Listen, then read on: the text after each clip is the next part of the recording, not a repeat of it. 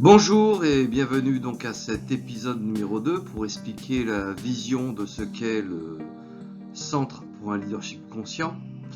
Et par rapport à la première vidéo, je rappelle une chose, c'est qu'en fait l'ensemble du projet de l'association Centre pour un leadership conscient, toute cette vision se résume à une seule page.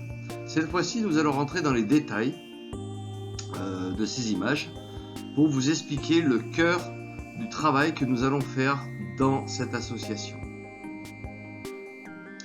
Tout d'abord, la première chose, c'est que au centre de tout ça, c'est vous, c'est moi, ce sont les autres, voilà, les acteurs qui vont devenir des acteurs conscients. Et vous remarquerez une chose, et qui ne sera pas du tout développée à l'instant T, c'est que nous avons basé notre fonctionnement sur la théorie U de Otto Scharmer. Nous pourrons revenir plus tard sur ce sujet. Mais si vous voulez, pour devenir un acteur conscient qui va participer à ce développement, il nous faut obtenir un esprit ouvert, associé à un cœur ouvert, et tout ça avec une énergie et une volonté ouverte. C'est-à-dire, on va être connecté à cette énergie de vie qui nous permet d'être des acteurs conscients. Ne pas oublier ce qu'on appelle aussi la présence à l'instant, c'est-à-dire ici et maintenant, tel que c'est marqué sur l'image. On comprendra aussi qu'il va nous falloir agir dès à présent, c'est-à-dire à l'instant T. On verra comment on va le faire, et pour le futur, puisque nous sommes des acteurs et on essaye de prévoir. Et voilà un petit peu les deux images, mais par contre, la chose importante que je dois préciser, nous allons devoir oser parler d'amour. Ah oui. En fait, s'il y a un dénominateur commun dans ces images que je vais vous présenter, c'est qu'en fait, nous allons être en permanence à créer ce lien avec la nature, avec le monde vivant qui compose toute la planète. Nous allons devenir des semeurs de graines d'amour. Ben oui, on va oser quand même parler d'amour dans ce monde de brut. Et bien sûr, on va célébrer la beauté de la vie. Nous verrons que nous ferons plusieurs développements sur ce sujet. Donc c'est pour attirer votre curiosité. Donc voilà comment ça va se composer pour le futur et dès à présent. Alors, dès à présent, qu'est-ce qu'on va faire? Donc dès à présent, le but, c'est déjà de travailler sur des mots extrêmement importants. Il s'agit de l'engagement, s'engager vers une tâche. Il s'agit de garder son intégrité, d'être quelqu'un d'intègre. On a déjà parlé de responsabilité, 100% de responsabilité personnelle, de ses pensées, de ses paroles et de ses actes. On devra aussi travailler sur la congruence. Et la congruence est illustrée par une phrase des Amérindiens qui s'appelle « marcher sa parole ». Et marcher sa parole, c'est quoi? Ça veut dire que mes actes sont à l'image de ce que je dis. En clair, je fais ce que je dis. Ça, c'est la congruence. Le but, c'est d'obtenir 100% de responsabilité individuelle. Alors, peut-être que ce chiffre vous paraît important? Non. Dans l'interprétation du réel que nous avons en tant qu'individu, nous sommes 100% responsables de l'interprétation que nous avons du monde. Donc, la piste d'amélioration que nous avons, elle est bien individuelle. Alors bien sûr, je ne veux pas parler de, par exemple, vous avez une catastrophe naturelle qui vient et tout ça, on ne va pas rentrer dans ces détails. À l'instant T, mon comportement en tant qu'être humain, c'est que je suis 100% responsable de mes pensées, de mes paroles et de mes actes. Voilà. Et là, on a déjà tout un cheminement de développement personnel très important. L'idée, c'est quoi? C'est d'obtenir une sorte de leadership. On a déjà développé à la première vidéo l'explication que nous donnons au mot leadership. mais cette fois-ci en conscience de l'ensemble dans lequel nous vivons, c'est-à-dire de l'ensemble du vivant de la planète, mais aussi de ce qui compose la planète, hein, puisqu'on sait très bien que le concept Gaïa considère la planète comme un être vivant à part entière.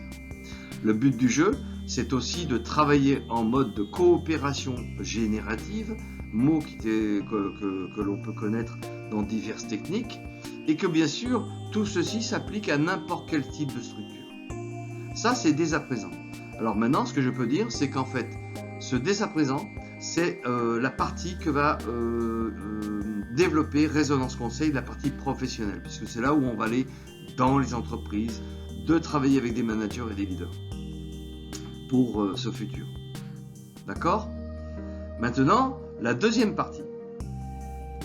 La deuxième partie, c'est pour le futur. Je rappelle cette phrase d'Orense Lyons, qui est un prêtre amérindien.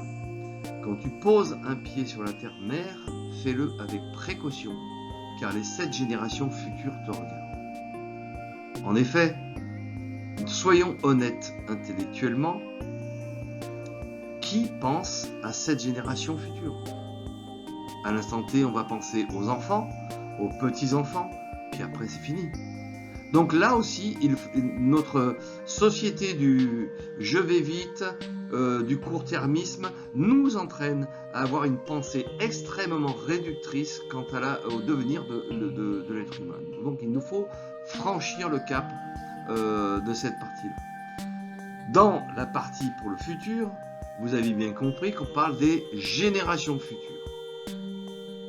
Eh bien, l'objectif sur lequel nous allons tendre à aider un petit peu de la manière qu'on peut, c'est de faire en sorte que nos jeunes deviennent eux-mêmes. Pour cela, il y a plusieurs choses sur lesquelles on va travailler, c'est-à-dire de réellement insérer toute la culture, les arts, la créativité. Alors donc toute la culture, ça va être donc les arts, la musique, le théâtre, la peinture, tout. Et ça nous entraîne vers une créativité, ce qui est une part très importante. Si on veut développer des solutions nouvelles, il nous faut être créatif. Donc, il nous faut devenir innovant. On va nourrir la partie innovation de nos jeunes en les immergeant dans cette partie culturelle et de devenir soi-même, se connaître soi-même. Autre chose importante, le sport est aussi un véhicule de prise de conscience très important. Je suis un ancien sportif, donc je peux aussi dire que le sport est un vecteur important de prise de conscience. On le verra. Chose importante qui est précisée sur l'image, nous allons parler d'intelligence collective et on va la partager. En effet, l'intelligence collective est un superbe outil. Là, le point sur lequel j'insiste dans l'intelligence collective, on peut se servir des outils, il n'y a pas de problème. L'intelligence collective est avant tout une posture humaine et de présence. Ça, c'est vraiment très important à capter. Et bien sûr, on va faire du mieux qu'on peut dans l'association pour travailler avec les enfants, les ados et les parents. Alors, dans un premier temps, nous serons plus fixés sur les ados, les jeunes et les étudiants. Pour les enfants, on verra plus tard. Après, il y a des coopérations qui vont naître dans le futur. Mais voilà un petit peu ce qui nous motive. Ça veut dire on va faire notre part dans ce monde de brut.